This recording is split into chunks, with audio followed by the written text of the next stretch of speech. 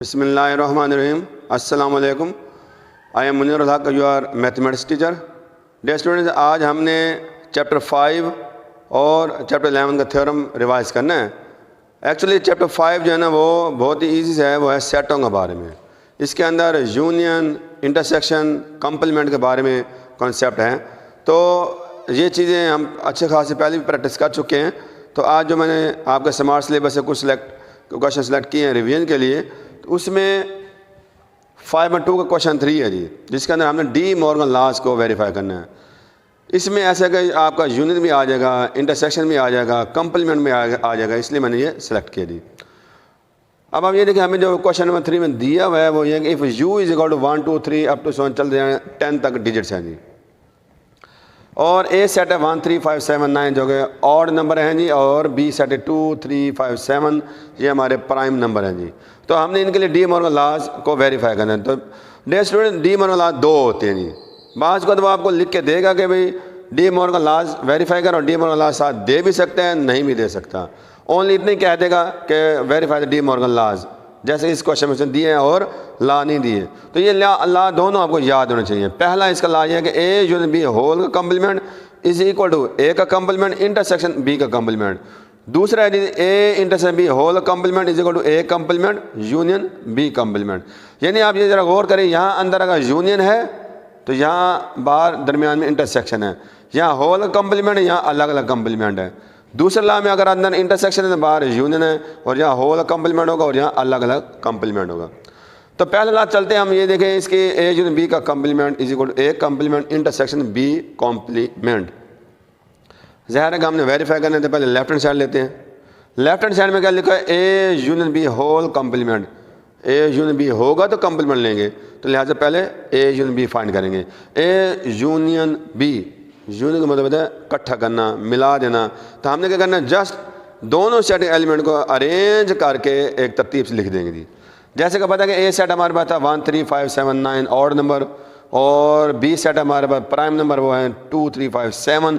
इनका यूनियन करें, अगर इनको अरेंज करें, यहाँ से 1, यहाँ से 2, ये 3 दोनों में कॉमन है। जो दोनों में कॉमन उसे एक दफ़ा लिखना है, हमने रिपीट नहीं करना।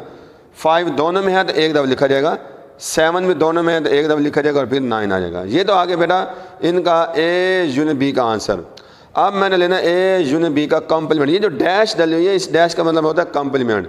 बाज़ का ऊपर छोटा सी डाल दिया जाता है, बाज़ का छोटी सी डैश डाल दी जाती है।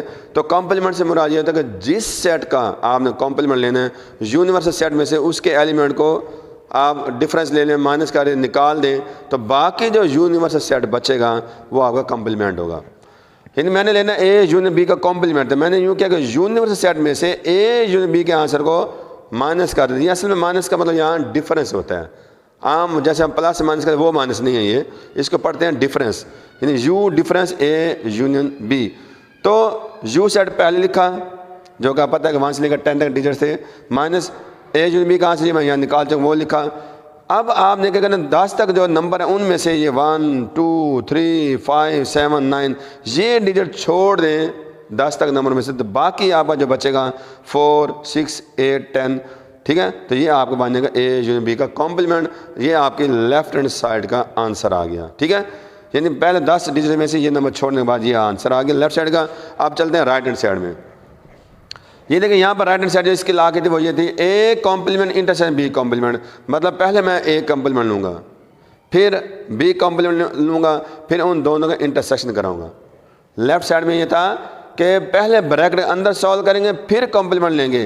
राइट साइड में पहले कॉम्प्लीमेंट लेंगे, क्योंकि इधर अलग अलग कॉम्प्लीमेंट, फिर उनका इंटरसेक्शन कराएंगे।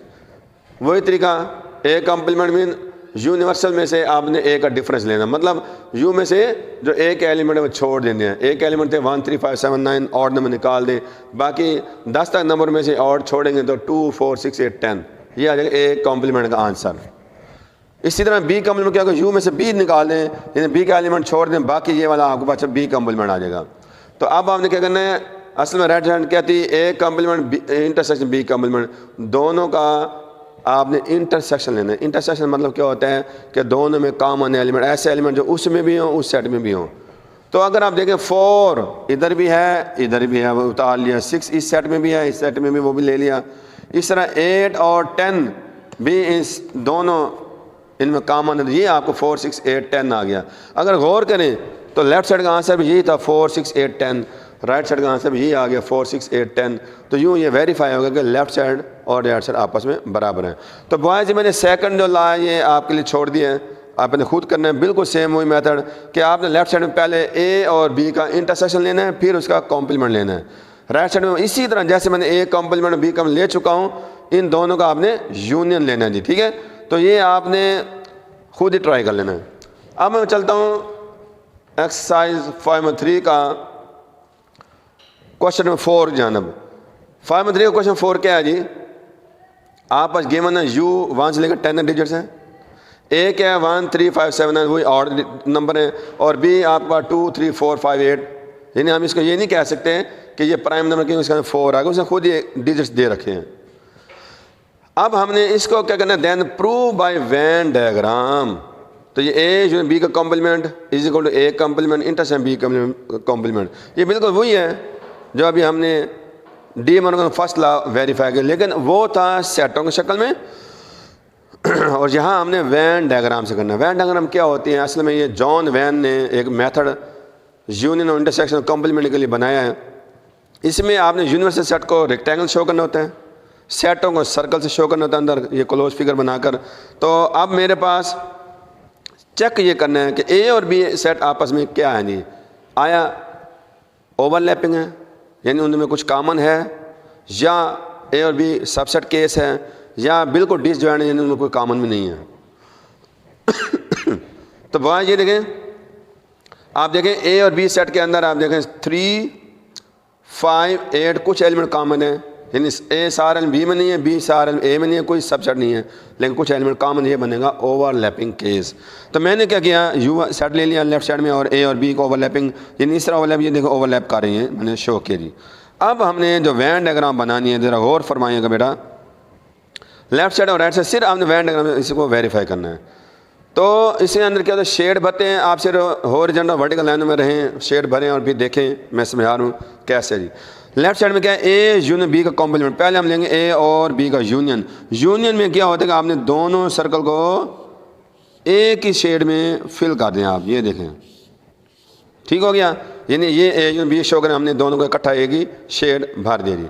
अब ए यूनियन बी का कॉम्प्लीमेंट यह है कि यूनिवर्सल सेट में ये जो हॉरिजॉन्टल लाइन पोर्शन है छोड़ दें, बाकी जो यूनिट सेट बचेगा वो आपका क्या बनेगा, आपका ए यूनियन बी का कॉम्प्लीमेंट। उसके लिए मैं वर्टिकल लाइन शो कर रहा हूँ जी, ये देखिए मैं ए यूनियन बी कॉम्प्लीमेंट के लिए वर्टिकल लाइन शो कर रहा हूँ। आपने ये वर्टिकल लाइन ए और बी सर्कल के अंदर नहीं जाना, क्योंकि वो तो आ गए ए यूनियन बी, और हमने ए यूनियन बी को छोड़कर बाकी जो यू बचा वो हमने यहाँ नोट कर लेना है। तो आप ज़रा गौर करें, इस टाइम ए यूनियन बी क्या है, आपका हॉरिजॉन्टल लाइन है, ये मैंने यहाँ शो कर दिया, horizontal line portion A union B है, और ए यूनियन बी कॉम्प्लीमेंट क्या होगा, यू में से ये हॉरिजॉन्टल लाइन पोर्शन छोड़ दें, बाकी ये जो वर्टिकल लाइन पोर्शन है ये आपका लेफ्ट साइड का आंसर आ गया। मतलब ए और बी से बाहर वाला सारा यूनिट सेट जो वर्टिकल लाइन में आ रहा है ये आपका लेफ्ट साइड का आंसर आ गया जी। यही पोर्शन यानी शेड बदल सकता है, यानी ए और बी का बाहर जो बाकी हिस्सा है वो आपका बनेगा, इसका राइट साइड में यही आंसर आना चाहिए।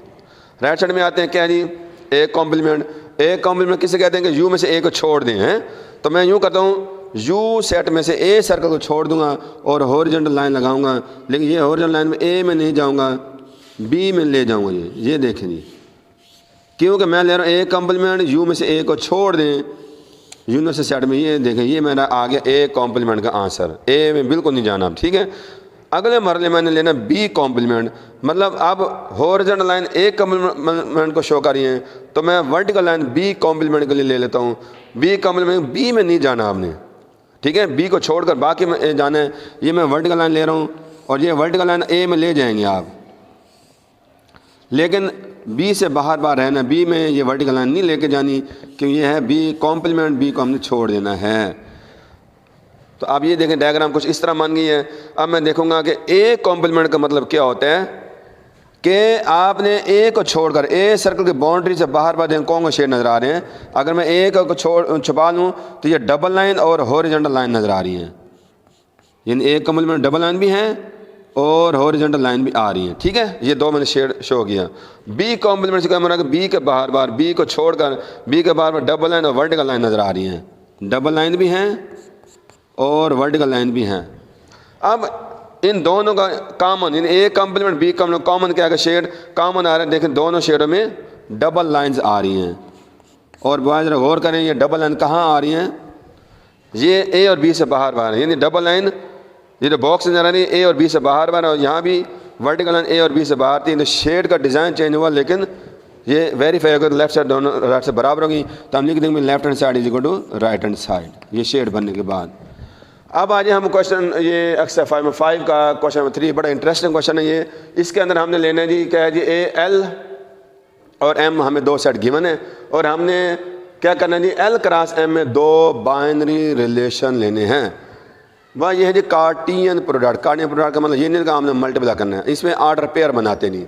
एल सेट क्या है मेरे पास, ए बी सी, और एम सेट क्या, डी ई एफ जी।